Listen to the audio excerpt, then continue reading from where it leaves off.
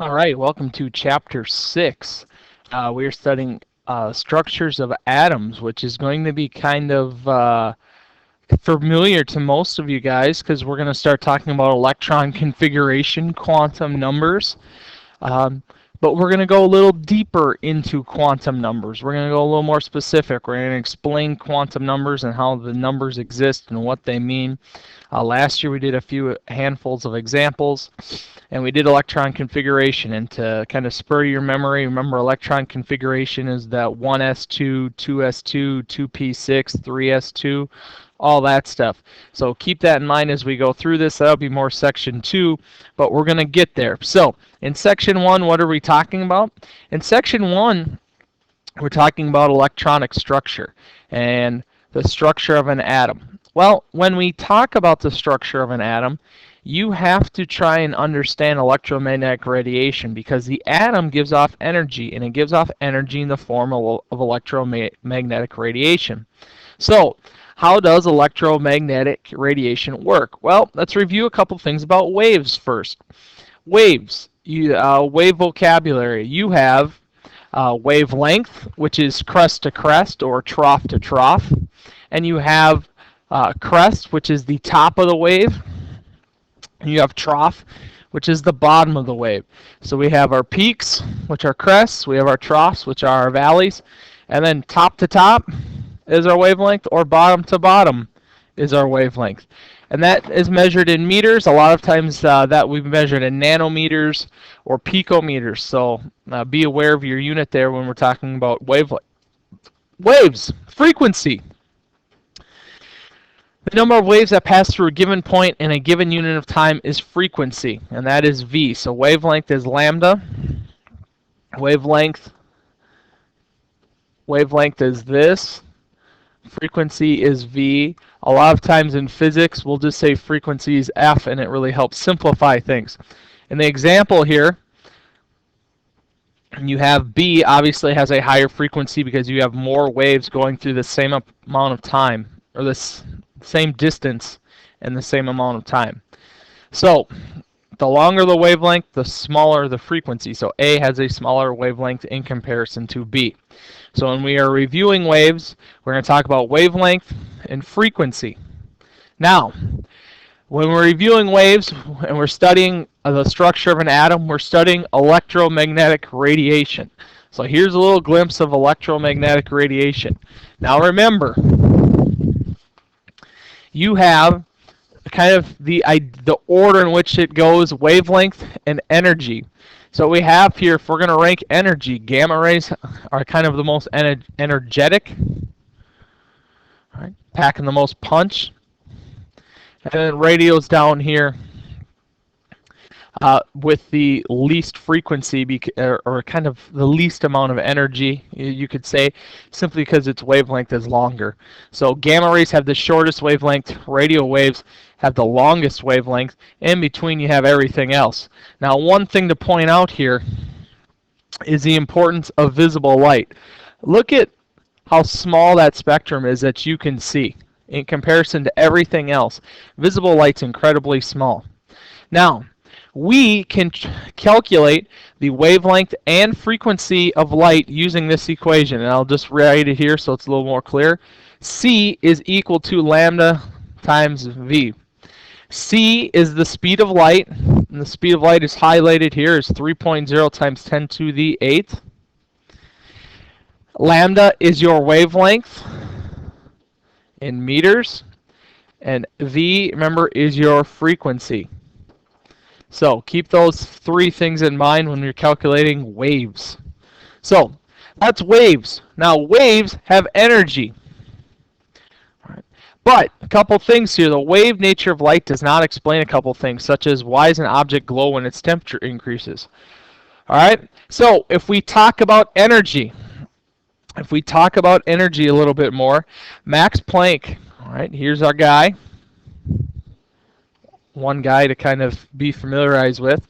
A new guy. Max Planck said, all right, energy comes in packets called quanta. And that's kind of the minimum energy that an atom can gain or lose is kind of a quanta. Well, assume like for you a quanta is a calorie. That's the minimum amount of energy that you can gain or lose at one time is a calorie. A quanta is the same thing for an atom. Right? So it's a packet of energy, just like it's a unit of energy for you. 1 calorie is kind of how much you can consume at one time. So keep that kind of keep that in mind when we talk about Planck. Now, Einstein used this assumption of energy to come up with an equation to figure out the amount of energy that light or electromagnetic radiation could have. And he said that E is equal to H times V. And remember, V is the frequency of that light. H is Planck's constant. Now, Planck's constant, this is H, is 6.626 times 10 to the negative 34th. That will always be given to you. V is the frequency. E is energy in that equation. So you can see here we're starting to get quite a few equations when it kind of talks about energy. So to summarize so far, we have 2 basic equations. The speed of light is equal to wavelength times frequency, and the energy of that light is equal to Planck's constant times frequency, H times V. So what this means is that if you know the wavelength of your light, you can solve for the amount of energy that that light has. So kind of keep that in mind. So if you know the energy, if you know the wavelength of that light, you can solve for the energy. Now, when we continue talking about the energy that can be given off from an electron or by an atom, we have kind of one additional mystery that had to get solved for us, and that is this. Now, in the picture here, you see a gas tube. We did this gas tube last year. We did 4 things, and you might remember seeing it getting broke down into a color spectrum. We looked through those prisms, those mini prisms, and you saw a discrete line spectrum for each atom. So if you remember last year, we did hydrogen. Hydrogen had a good band of red, a good band of kind of tealish blue, and then a band of purple right at the end here. Neon has varying lines. Every element has a different spectrum, and we kind of did a handful of those atoms. So when we looked at these spectrums, right, what types of information does this give us? Well, Niels Bohr did this, so here's our next guy, and we talked about Niels Bohr last year. Niels Bohr, looking at the line emission spectrum, took Planck's assumption of energy and used it to explain 3 separate things. The first thing that he used it to explain is, number 1, electrons in an atom can only occupy certain orbitals corresponding to certain energies. And what that is saying is, remember the arrow sheet. Right? The order of the arrow sheet: 1s2, 2s2, 2p6, 3s2. What that is saying is that has to follow that particular sheet. So it has to follow those energy levels. That is the first assumption of that Niels Bohr was able to make, is it has to follow that sheet. So if we take a look at the sheet, the sheet's going to look something like this. All right, remember this sheet from last year? The arrows are correct. So you're going to go 1s, 2s, 2p, 3s, 3p, 4s, 3d, 4p, 5s. Now you don't get this sheet, but I use it kind of as a reference point to kind of help you out. So kind of keep that in mind here as we go. That's kind of a reference point. That sheet is used to kind of help you out. So that's the first thing that Niels Bohr is able to explain. The second thing is that electrons in permitted orbitals have allowed specific energies. These energies will not be radiated from the atom. So if you kind of explain this in layman's terms, electrons in the permitted orbitals have specific energies. That means in something in an s or a p orbital is going to have only a specific amount of energy. So S's, P's, D's, they're going to hold only a specific amount of energy, and that depends on their energy level. Thirdly, Niels Bohr takes Planck's constant, and energy is absorbed or emitted in such a way as to move one electron from an allowed energy state to another. So the electrons are moving back and forth.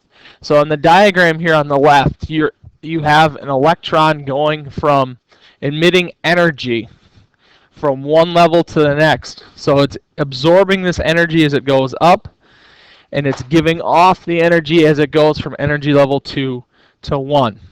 So that is kind of that's kind of Bohr's third assumption from Planck, was that you can figure out that energy using Planck's equation that E is equal to AH times V, which is frequency.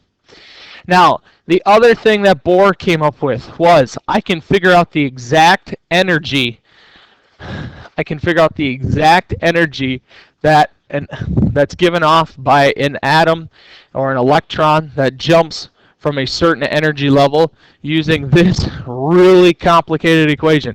Now, it looks complicated, but it's not complicated at all. Change in energy is equal to negative h. Negative h is Planck's constant. That's a 6.626 times 10 to the negative fourth times c. C is the speed of light, 3.00 times 10 to the 8th. RH is Rydberg's constant, which is the 1.097 times 10 to the 7th. NF is the final energy level. The final energy level of the atom. And Ni is the initial energy level of the electron. I say atom, and I really mean electron, so I apologize if I've said atom a couple times. The initial energy level. So remember, on the sheet here, if you see something like 3p that we just showed on the sheet, 3 is the energy level. What happens if that electron jumps up to energy level 5? Well, we can figure out the exact energy required to make that jump using Rydberg's equation and using the change in E. So what we have so far is we have a lot of equations to use to figure out the energy that is used to figure out the jumping of an electron. All right? Last equation that we want to talk about today. Last equation is the wave nature of matter. Anytime that matter exhibits wave-like properties, you're going to use this equation, which is wavelength is equal to Planck's constant h divided by the mass of the object times the frequency of the object. So anytime that there's a relationship between mass and wavelength, you're going to use the de Broglie equation, which is this. Wavelength is equal to h divided by mv. Again, h is Planck's constant, m is mass, v is the frequency, and you can figure out the wavelength. So if you throw a baseball, and a baseball has a wave-like property, I could figure out the wavelength of when I throw a baseball. That would just be kind of an example of how that works. So we have a bunch of equations to help us figure out the energy. To save time, like we've done, we're going to do some examples in class tomorrow when it comes to using these equations and how to use these equations. So if you have questions, let me know. You'll also have a question or two on your quiz on Moodle.